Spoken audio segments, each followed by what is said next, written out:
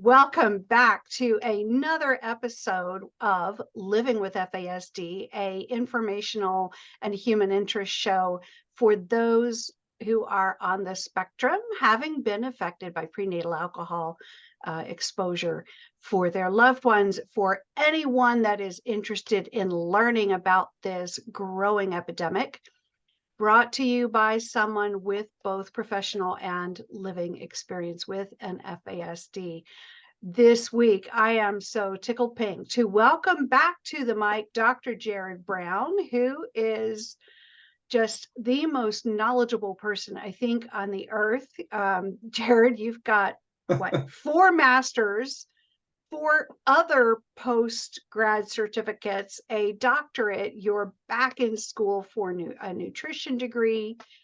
I don't know where you have the time or the energy, my friend. You amaze me. Thank you. So kind, so kind. No, I love learning. I've always been one to Yeah. dig deeper, and the more we learn, the more we don't know, they always say, and going down lots of rabbit holes. So Yeah. And the real key about someone that loves to learn is they also love to share what they've been learning instead of holding it in for themselves and puffing themselves up. You are so humble and so generous with your time and your knowledge. And I think probably everyone in the audience can feel that. So thank I you. really appreciate you and the time and space that you make for living with FASD. But I know your time is limited and I really want to honor it. So I want to move this forward. If you hear any puppy barks, please ignore my little tiny fuzzy firecracker over there. Louder the better. I love animals. Invite them in. One of the foster parents at our agency had a litter of puppies, so I purchased one. Same price that non-staff would purchase them, just so that everyone's clear this was an ethical deal. But he's half Shih Tzu and half Maltipoo, which, so 1/4 Maltese, 1/4 poodle, and 50% Shih Tzu, and he's a fuzzy firecracker, and Awesome. keeping us all on our toes, especially the cats. Well, hopefully it's not waking you up at 2 in the morning. So, Oh yeah, because he needs potty breaks. no, It's not bad now, but once the temperature drops too much, then I will wake up all the way taking him out, and that just won't be pretty. no, no, it will But not. but this morning we wanted to talk about confabulation. And this is something that is so confusing. I've been in child welfare for 24 years now. Just about January will be 24 years I've been working in child welfare. And this is one of the things that confuses my foster and adoptive parents more than anything else. And it's those crazy lies that their kids say, and they look at me so confused saying, but he's holding it in his hand, you know. So there's a lot to talk about with confabulation, and it's not just a kid's issue, right? It's those of us who are adult living with this. We still may struggle with confabulation from time to time. So can you just introduce the audience to what it is, how prevalent is it, and what can we do about it? How's that for a Yeah, loaded question? yeah. I think it's a human issue because we Yeah. all confabulate on some level under the right circumstance. But certain populations, people like with FASD, people with frontal lobe impairments, traumatic brain injuries, they may be more prone. In terms of the prevalence, I don't know. That Okay. is, we just don't know. But the research in the FASD literature, lots of people write about this. I've published several articles.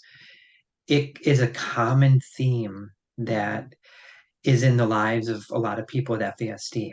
And Mm-hmm. I do a lot of consultation work for different groups and professionals and even caregivers on a variety of topics.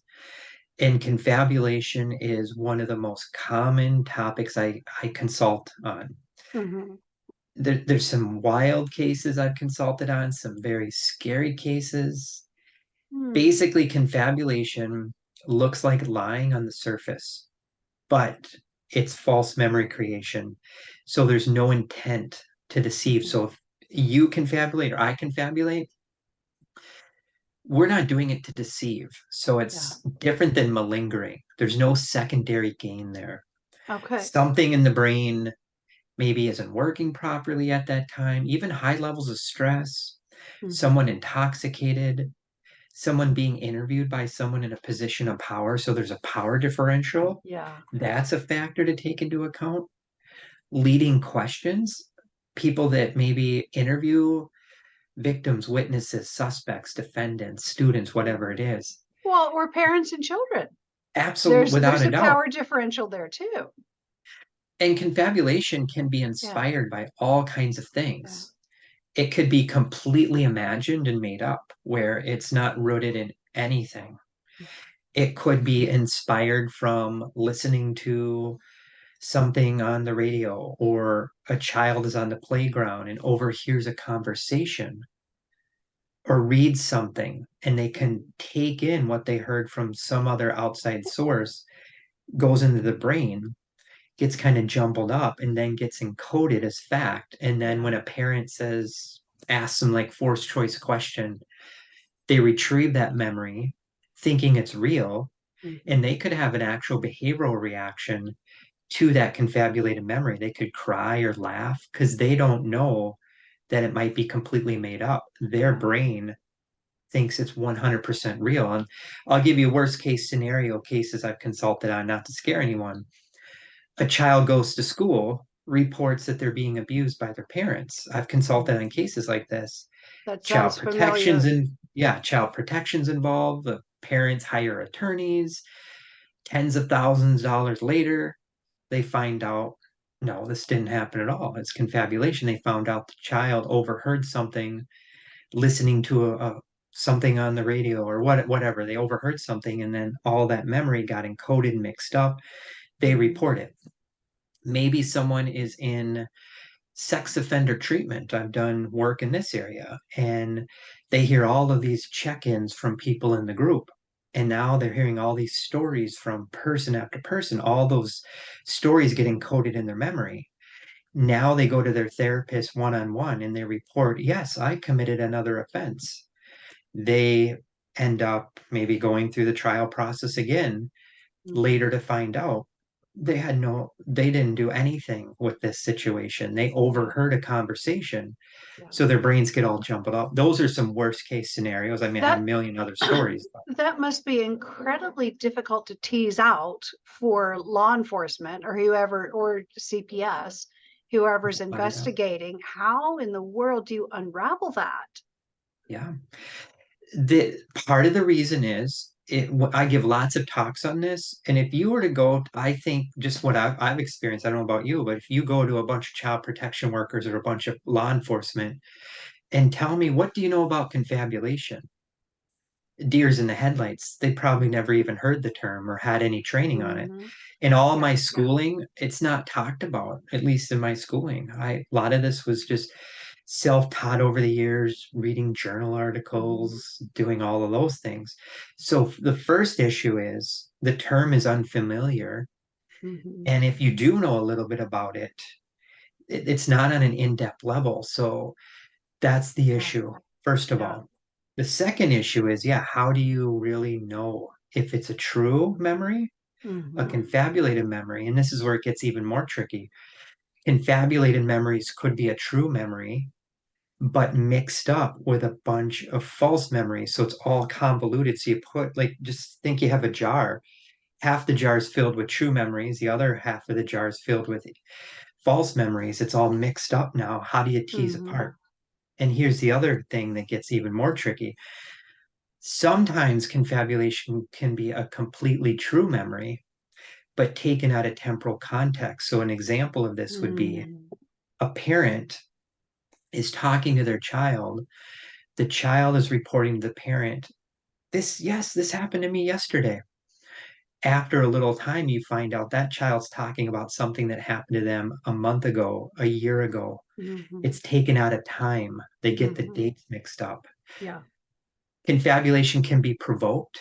That's the most common form that I think you will see if you're an interviewer, where provoked confabulation is in response to being questioned. Mm-hmm. And that could be they're under a lot of pressure. Yeah. It's the power dynamic. So they don't want to come off and look stupid in the interview in their mind. And they may not have the ability to say to the interview, I don't know what you mean by that question. I'm confused. So they just spew out something, Mm-hmm. fill in a gap in their memory. They spew this out, and now their brain starts encoding it as fact. And then there's spontaneous confabulation, which is more rare, but you might see it more with folks with Alzheimer's, dementia, nursing home folks, neurodegenerative disorders, Mm-hmm. where a lot of times it can look almost identical to a delusion. Yeah. So in some cases, confabulation can appear very real, full of facts, or it can be spontaneous where it looks like it's completely a delusional belief. It's just Yeah. like fantasy prone. So Yeah. there's a multi. I expect to see a lot more of that out of my mother as her dementia progresses. Yeah. Yeah. So when you think about this, there's causes for this all over the map. Again, we can do it. Mm-hmm. All of us confabulate under the right circumstance, but the research says people with head trauma may be more Mm-hmm. prone, depending on the area of the brain that's damaged and how many head traumas have they had. It might not just be one. Some research says that executive function impairments play a role, but not always. And we know everyone with FASD has some level of executive function. Mm-hmm. Memory issues play a huge role, and something in this literature called memory distrust. So if Mm. someone doesn't trust their memory, Yeah. they're more likely, if they're in a group of people, hey, I don't trust my memory. I'm going to go by what you or I say because I think you have a better memory. But one Mm-hmm. of the things in the memory literature is to be aware that memory is not always accurate. It Mm-hmm. fades with time. Yeah. And one of the rules is don't trust your memory because it can be just infiltrated by all kinds of outside sources that can contaminate our memory. And we Yeah. have memory errors, false Yeah. memories, all of these Yeah. things. It's a big thing. Um, I've had so many thoughts and comments and questions flit through my mind while you were speaking. Yeah. Um, so one of I did in preparation for today post in a few FASD groups, including the group that's for the people that listen to the podcast, Yeah. that I would be meeting with you this morning to record this episode on confabulation and what were their questions. Yeah. And I thought about one of those questions as you were talking. The question came from Colleen, a mother of three, whose all three kids are somewhere on the spectrum, right? She even has twins that are affected very differently, one from the Mhm. other, which Yeah. is fascinating. Um, but she says, my three kids are constantly accusing each other of lying. So how can I help them understand, not only FASD, but confabulation and that it's part of it in ways that they can understand? Might be tricky depending on how old they are. So again, think about this. The So child, the twins are early teens, yeah. and the boy who's not a twin is mid-teens. So if we believe what a lot of the FASD literature says, chronological age doesn't match up with emotional developmental age. So Right. maybe they have a teenage body, but what is their emotional developmental age? Again, I don't Mm-hmm. know, but are they functioning as a 10-year-old, a 9-year-old? So we got to Yeah. take that, or a 12-year-old. We have to, Yeah. that's one thing we got to consider. And when you consider that, then consider your approaches, your interventions, the vocabulary you use, Mm-hmm. because a lot of people with FASD, again, have really good superficial language. So they can say a lot.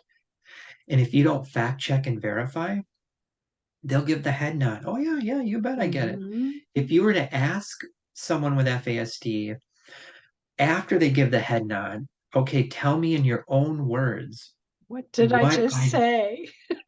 a lot of times, not all the time, but a lot of times, they may have no clue. So that's one thing to be, or two things: developmental emotional age, be aware of that. Mhm. Fact check and verify. In the general confabulation literature, and I often talk about this in my articles, be aware of trying not to ask a bunch of yes or no questions Mhm. or false choice, or really like true, false, false choice, yes or no, unless you are then, okay, you just said yes to this. In your own words, tell me what you just said yes to. That would be another factor to take into account. Yeah. Another So, variable, another strategy you'd want to use is, if appropriate, getting an assessment by someone who knows FASD and find out what parts of the brain are working, mhm. what parts aren't. So let's just pick a few. What happens if the child or teenager has information processing deficits Mhm. where they get overwhelmed by a lot of words? That's a Yeah. factor. What happens if there's working memory deficits? The very nature of talking to your child, and there's other kids in the room and there's a lot of background noise, working memory can become overloaded and that Mhm. creates sensory issues. Mhm. Those are like 5 practical strategies. I can give honestly like 20 more if we have the time right now. There's a lot of strategies, but insight-based therapy for this population usually doesn't work. So in some Yeah. cases, these kids would do better like working with an art therapist, a play therapist, Mhm. equine therapy. But if you know your child has a history of confabulation and they have FASD, one of the best things you can do is educate yourself and the Mhm. other providers in that network. Mhm. So when that child starts saying all these wild stories, make sure the Yeah. team comes together, fact checks, verifies. Yeah. Safety protocols need to be put into place. And this gets tricky because in some cases, the child with FASD may actually be telling the truth. Mhm. But if they've had a long history of confabulation, that's tricky. And this Yeah. plays into with suspect interviewing, victim witness interviewing, child protection. It's a really tricky Yeah. topic. Yeah. Well, and certainly because the kids that I care for in my 9 to 5 job, excuse me, they've seen so much. Yeah. They've been through so much before they came to care, and then everything is topsy-turvy. They're living with people they haven't known very long. Everything, yeah, people don't understand FASD, and so nothing they say is taken at face value, It's so right? tough. It's so tough. And yeah. You know, like with child protect, let's say, yeah, the child came out of a horrific environment, placed in a very loving, stable home. Mhm. But then 2 weeks later, the child goes to school and says, my current foster care parents are abusing me. After the investigation, you find out the child's actually talking about the previous placement, Yeah, but they're encoding the memory from the previous placement and making their brain is telling them it's currently happening now. yeah, That's happened in cases I've yeah, consulted on. It's yeah, a tough gig. yeah. That sounds very familiar, unfortunately. Yes. Um, I've always tried to tell parents, don't ask questions about a situation. If you have to confront your child on something, don't start your question with the word why, Yeah. because it automatically puts kids on the defensive, which shuts off access to their memory banks and the thinking and language parts of their brain. And so you're more likely to come up with answers that are not based in reality. So how much of that pertains to confabulation? It can pertain quite a bit because if you ask how and why questions to someone with FASD, it's likely that person probably has abstract reasoning deficits on top of Mhm. the other things. And if someone has abstract reasoning deficits, how and why questions can be very, very tricky. How and why Yeah. questions, abstract reasoning relates to cause and effect relationships, Hmm. seeing the forest through the trees, planning Yeah. for the future, Yeah. understanding an oath or a plea agreement, or understanding the difference between lying and being truthful. Those are abstract Mhm. concepts that someone with FASD, it can be very tricky. So how does this relate to confabulation? Yeah. If you ask a bunch of how and why questions to someone with FASD and their brain doesn't come up with an answer, they may backfill that blankness in their Hmm. memory with something that's inaccurate and fill in that blank with a Yeah. confabulated memory. And now their brain is saying this is real and Yeah. they report it. So it's very tricky. So yeah, abstract reasoning, how and why questions, very tricky. And therapist, bless their heart, a lot of therapists don't have training in this. So they use a lot of Hmm. insight-based therapeutic approaches. Tell me how you feel. Why did you do that? Yeah. If they do that with someone with FASD, they may be contributing to confabulation unknowingly. They're not doing anything Yeah. wrong per se, but a Yeah. lot of therapists, in my experience, don't have never had training in FASD and confabulation. So Yeah. Yeah. it's tricky. I'll send you links. I've published articles on all of these I topics. would love to put those in the show notes. Yep, Yeah. definitely. I will share them with you. So one of the things that I have suggested, tell me if this is wise, is to, instead of saying why, right? Or why or what, or why or how you said, um, to say something like, how did you, well, there's that how question. What Yeah. did you see happening? Or what did you see, how I usually say, how did you see this playing out? Or what did you hope would happen as a result of doing what you did? But what I'm hearing is that even that is too abstract. Yes? It can be. And there's no easy answer here. This is a topic we need multiple hours just to grasp because I've got just the what time. yeah, we can definitely what you just said is a wonderful question, but it is a leading question. And we all do it. Yeah. What happens if that child was accused of something at school wrong and then you ask that question? That was a leading question, giving that child the indication that they did do something wrong. What happens if they didn't do Hmm. anything wrong? Hmm. So now that child's led to believe that they did do something wrong, even though their memory is telling them no. So Yeah. you're in the position of power. Now they feel like they have to people please that person in power to say what they want to hear. Yeah. So now they confabulate and now Yeah. they create a memory and they just admitted to something maybe they didn't do, or they're part of a group Hmm. and they're the scapegoat in the group and they over confess. That's a problem Yes. too, where maybe they did do Yes. something, but it was a minor offense. Now they Yeah. take the blame for something way more serious. Yeah. And our kids are in that situation a lot. Yes, Yeah. yes, They're yes, targeted so often. without a Um, doubt. can you, before I get to some more of the questions in some of the groups that I'm part of, um, can you give us some examples of confabulation and the messes that it can create for the adult population? Well, Or do you have any examples that are not part of the criminal justice? I know criminal justice is your thing, let's but say mental health treatment.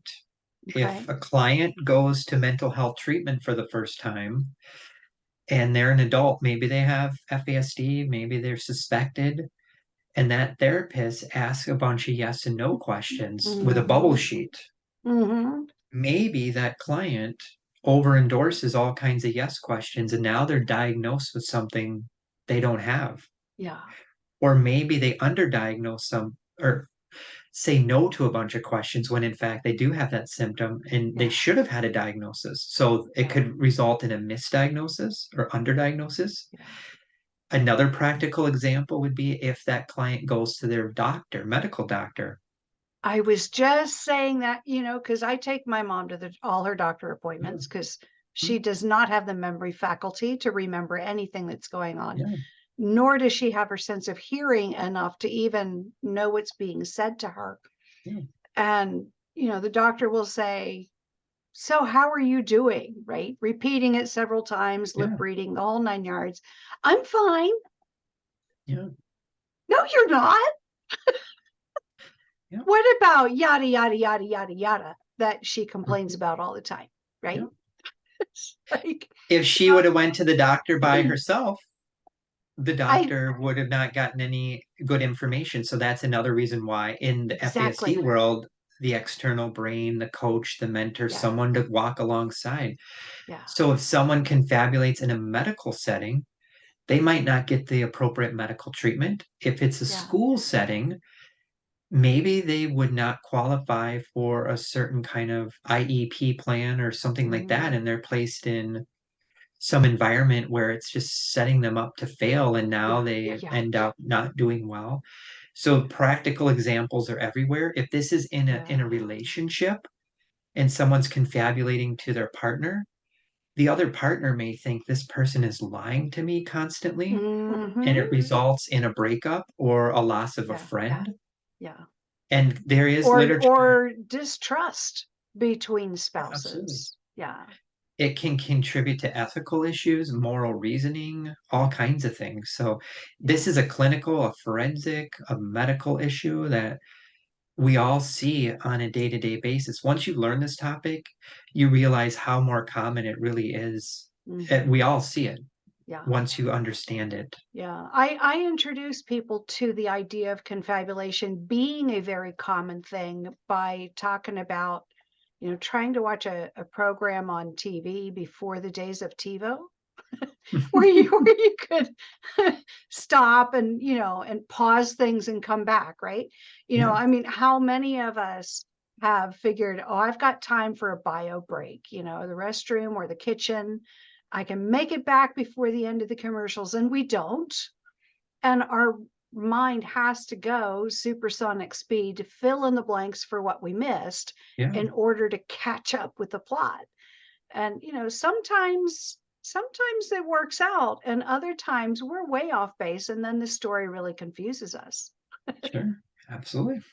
um, but I really like some of the other examples that you've been providing, and I thank you for that. Do So you want a specific case I consulted on? I'll give you an sure. example. This was not an FASD case, but it was an adult with a serious mental health issue who Mhm. had a long history of traumatic brain injuries. And this was a female individual from several years ago.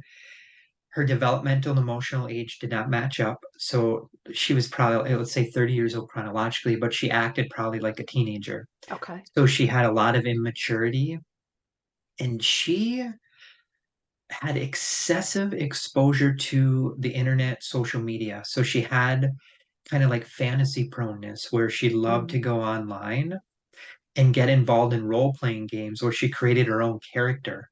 yeah. That was a huge recipe for confabulation in day to day life. So she had a very active fantasy inner world. Hmm. All of these things, including the confabulation, contributed to more adaptive functioning deficits. So it really got in the way of like cooking, cleaning, budgeting money, making friends, and just functioning in the day to day world. Yeah. And in the online environment too, she was very gullible. So she thought she was best friends with people she just met from other countries. She never talked to them just by typing. Mm. And some of these people said, "Hey, you're my best friend. I'm really struggling right now. Can you send me $100?" What do you think happened? Of course. Yeah. And now she didn't have money to pay her rent and co-pays for Yeah. medicine, and it just raveled out of control. And she Yeah. ended up homeless and all kinds of Oh, things.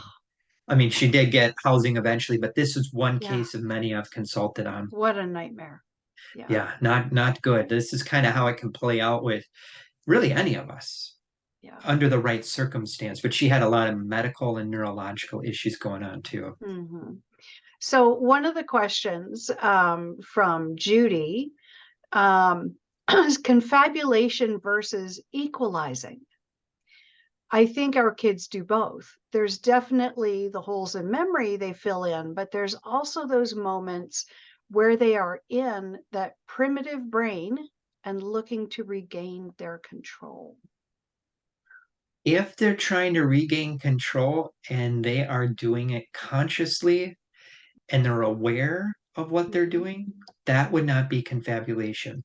Okay. But that could be an adaptive strategy to maybe boost up their self-esteem and try to save face. If they know they're doing that, if it's conscious awareness and there's intent, that's secondary gain. They know why they're doing it. Confabulation, they could be doing all of that, but they're not aware maybe they're doing that. So Yeah. the awareness and the intent are the key to be aware of with So that. confabulation is always unconscious. Yeah, that's it's Yeah. in the literature. There was an author several years ago that coined the term honest lying. Mm-hmm. So there's intent. It could be an erroneous Okay. memory. It could be a completely just made up memory that Yeah. looks delusional. It could Yeah. be sprinkles of real memory contaminated with false memories, or it can be a completely real memory, but taken out of temporal context. Yeah. You know, that phrase honest lying, I know that phrase not from FASD circles, but from the dementia circles. Okay, yeah, You know, okay. particularly with my mom, she's got Lewy body, Yeah, and folks with Lewy body, they have delusions, yeah, and they completely lose that sense of time. Their temporal judgment is non-existent from time to time, and they see completely alternative things going on.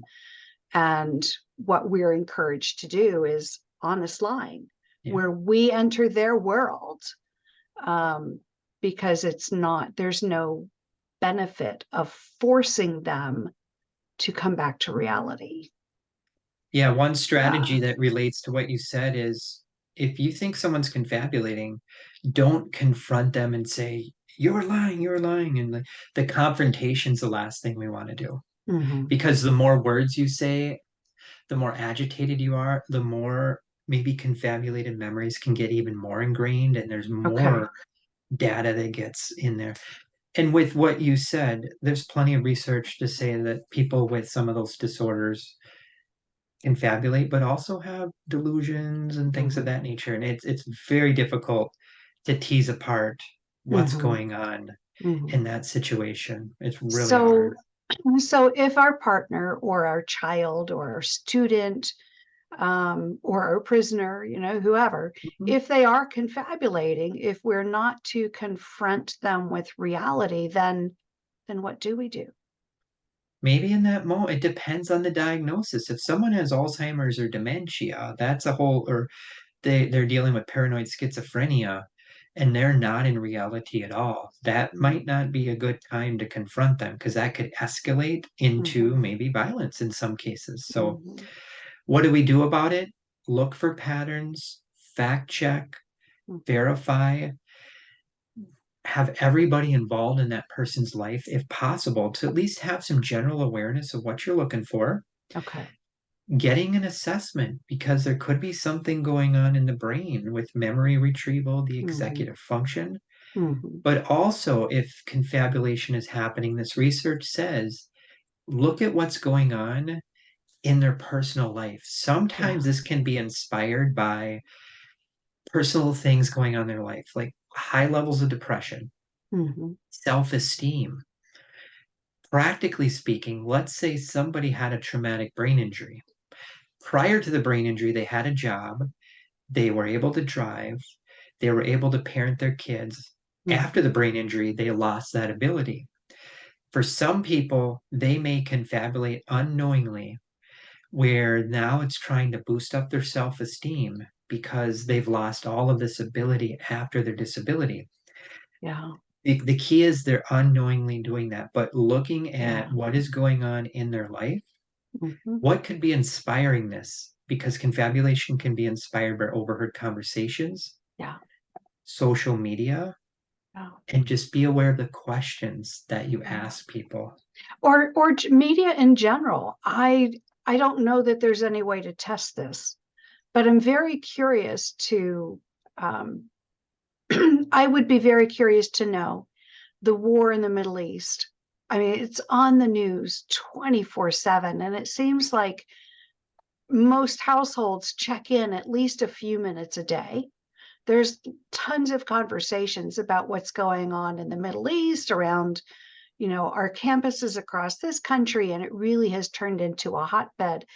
I'm curious how, if this content would infiltrate some of the confabulation that will be happening in the coming weeks and months. Maybe. And sure, the more we're absorbing outside information, and we're hearing this over and over, especially someone that has an FASD brain, the more they are exposed to all kinds of information, it's absorbing into their brain. And yes, it could trigger a confabulation. It could contribute to misintent of what that person's true beliefs are, and that it can really impact that person's their own self-awareness and belief system, where they don't know what they believe anymore. They're just so influenced by all these other outside sources. Yeah. Okay. Definitely, it can be inspired by secondary sources. There are some studies that have shown that confabulation can actually come out in drawings as well. So it doesn't all have to be verbal. Interesting. It can come out in drawings, and it can come out behaviorally. Yeah. So it's a really fascinating topic that, again, we just scratched the surface on. So more questions from your audience, the better. I mean, trying to really figure this out, it does take a lot of intentionality and time. Yeah. So Rebecca had said, please give an example, a concrete example of confabulation. And you've done that in spades already. Yeah. So another question from Catherine. My question would be about the gray zone between when there is a definite purpose to the untruth versus when it's just fantasy or filling in the blanks or memory problems. I guess mainly whether or not, is there that gray zone in between? Sure, you bet. A practical example of that would be the similarities and differences between confabulation and misremembering. We all misremember. So think about this. Confabulation, fabricated memory, could be an entire fabricated memory, partially or taken out of temporal context. And misremembering has been really referred to as kind of a distortion in your actual retained memory, that maybe you had a retained memory from the past that was accurate. Over time, the more it's retrieved over and over again, it could be contaminated with other things. So little contamination grows and grows. Memory errors are very common. If people really want to study this, look at some of Elizabeth Loftus' work as well on the misinformation effect. It's really fascinating. And that research really shows that if you just change one word in a sentence when you ask somebody a question, that can alter their memory. So an example, this research, Elizabeth Loftus research, a lot has to do with eyewitness memory and testimony. If you literally ask someone, did that red car bump into another red car? Or did that red car smash into another? Just the very word of changing bump to smash, the research has found if you use that word smash, people's memories will report that it was even worse than what it was. So even the slightest change in a word, it gets tricky. Yeah, can you add that to your list of links that you send me that I can put in the show notes? Yeah, I can pull some stuff off YouTube. There's a lot of good stuff on that as well. So confabulation is just one type of a false memory. So there's a lot of them out there, but misremembering, memory errors, memory distrust. I mean, we're all prone to this under the right circumstance. So, I'm about candid conversations and being real, and that means from time to time, I'm going to make myself vulnerable. Yeah. I was diagnosed with type 2 on my second birthday. I spent in the hospital in Pittsburgh, Children's Hospital. And as far as I know, great place. UPitt is, they're definitely a research hospital. They do a lot of great work, but, I don't have that perspective since I was 2. What I have historically claimed to have is a memory of them coming into my hospital room and I can almost see it, right? I'm in the hospital bed, my family's here, and the nurses are coming in here with a birthday cake, singing me happy birthday. And yet, as an adult, I look back on that and think, there's no freaking way they're going to get a kid with a dangerously high blood sugar level a cake. But I historically, part of that story is that they said, enjoy it, kid. It's the last one you'll ever have. Is the likelihood that I kind of captured some of, or I encoded some of the discussion that I would overhear family members have through the years about that day? Sure, That's sure. the likelihood. It's so difficult to know with certainty, but when you're in there, did somebody else in the adjacent room have that happen to them? And you saw it? Who knows? We My don't know. memory is of a private room. Yeah, the memory research is so clear that Yeah, memory is not accurate. It yeah. fades with time, it gets contaminated, and they have done multiple studies showing how easy it is to create a Mm-hmm. wild, elaborate, detailed memory of somebody. They've Mm-hmm. done stuff with showing like someone was in a hot air balloon and they never been in a hot air balloon, but they showed them a picture, and then there's study after Yeah, study that shows how easy it is to get yeah, us to really think that an elaborate memory yeah. happened. Maybe it I, did happen. I don't know. what you just said made me think that's probably what makes it so easy for some people to become actors. They've discovered and harnessed the ability to put themselves in a situation as if it was real. Maybe. I don't know That any thought literature just on that. It came doesn't through mean my it's not mind. out there, but All right, so Roberta wants to know. She says, "My questions: should confabulation be addressed with a confabulator? If so, how? How to stop confabulation? What to teach to replace it with?"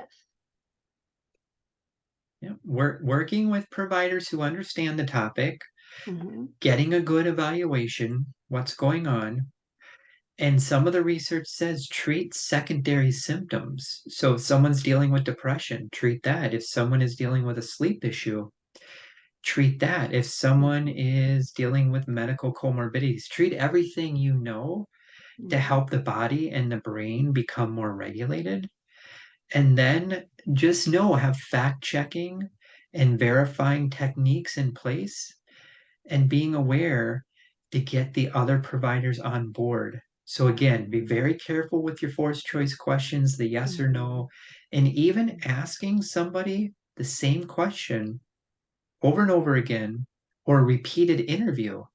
So if a child, for example, is interviewed by child protection, then law enforcement, then a social work, the more interviews, the more Yeah. times that child is asked or adult the same questions over and over again, their memory could shift and start Yeah. contaminating it. There's no one right way to tackle this. For Yeah. some people, they may have profound executive function or metacognition deficits. Work on enhancing brain-based functioning that's not working properly. Mm-hmm. Mm-hmm. Getting a good night's sleep plays a role in helping our brains work a little better. Yeah. Regulating blood Yeah. sugars, all of these Yeah. things help the body and brain work better. Yeah. And then, excuse me, Amanda, and she's in the field, Okay. um, is curious about the association of possibly confabulation and narcissistic personality disorder. Um, and but I've gotten her, I mean, just through my post to kind of reconsider, I don't know, maybe what I thought was confabulation isn't. So have you seen anything in the literature about, do those with narcissistic personality kind of do more of this, or is it out and out lying?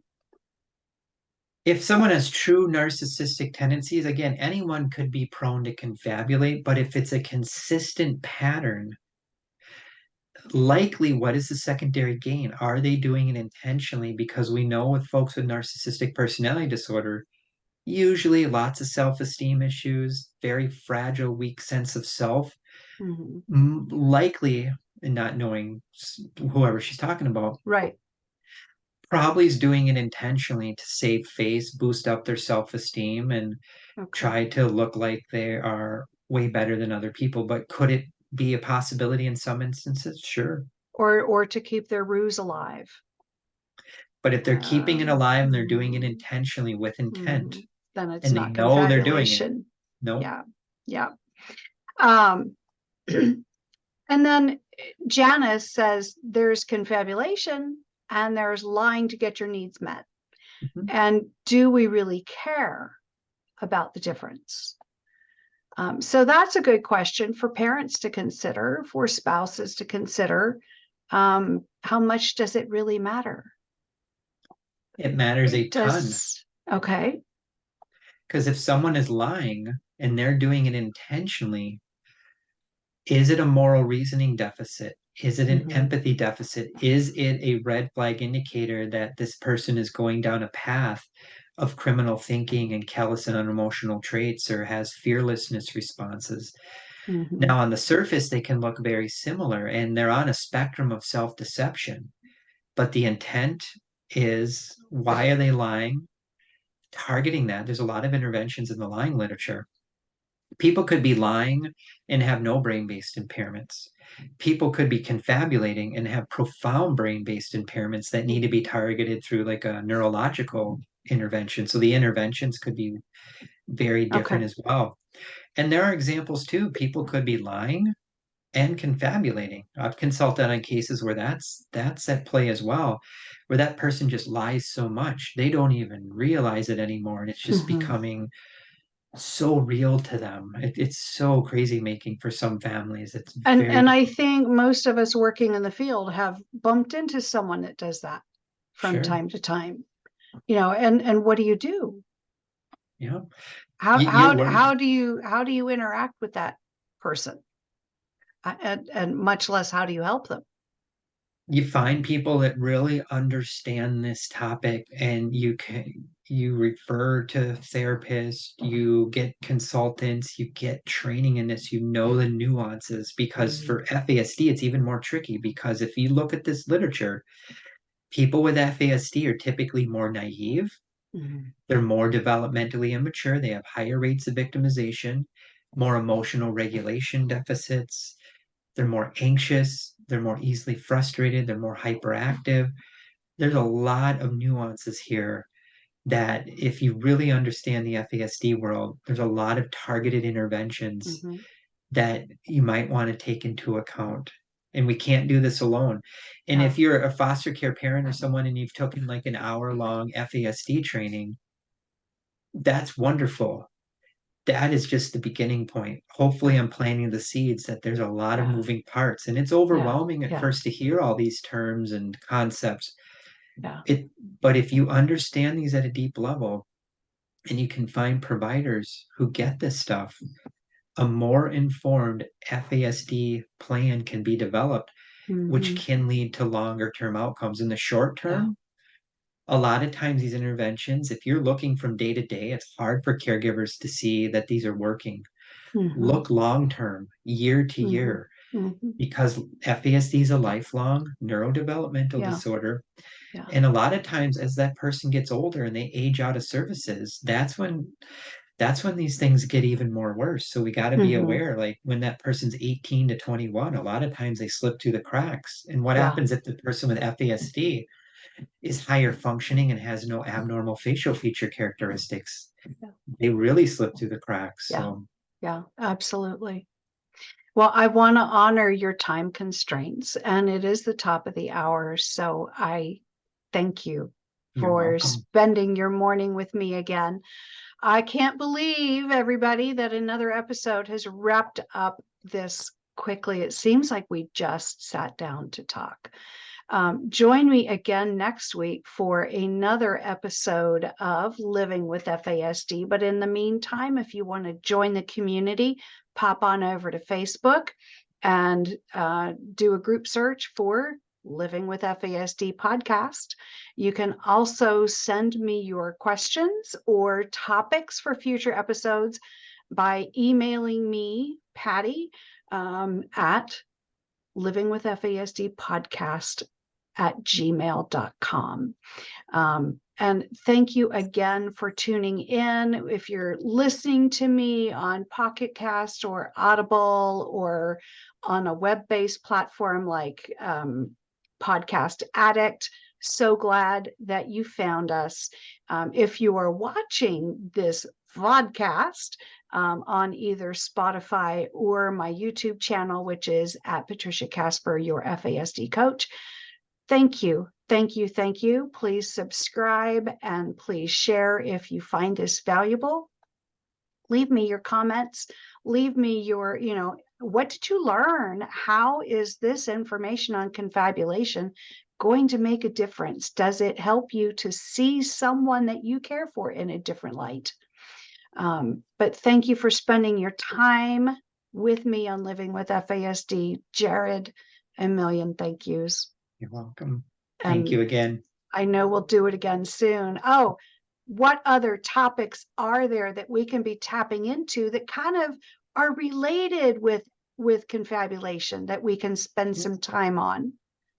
Yeah, I believe we were talking about doing a follow-up on suggestibility. Mm-hmm. So you absolutely need to understand that topic. Yeah. And in there, we'll talk about the topic of naivete, Okay. acquiescence, Mm-hmm. and credulity, just to name a few. Okay. I'm looking forward to that. I'm going to have to look that last word up. Yep. Most people have never heard that term. Basically, what that is someone that has a tendency to believe anything, regardless of what the evidence says. Okay. And you'll find that in the intellectual and developmental disability literature, but a little writing is now in the FASD world. It's called credulity. I think there's a lot of that going on with social media these days. Absolutely, without a doubt. Thank you for your time. I'm really looking forward to sitting down with you again to record that next episode. Everybody, have a great week. Don't forget to tune back into my YouTube channel on Friday for another Free Friday tidbit, which is, 5 or 10 minute teaching on the neurobehavioral model. Thank you again, Jerrod. I appreciate you. You're welcome. Have a Likewise. fantastic day and week. Thank you Bye, again. everybody. Bye-bye.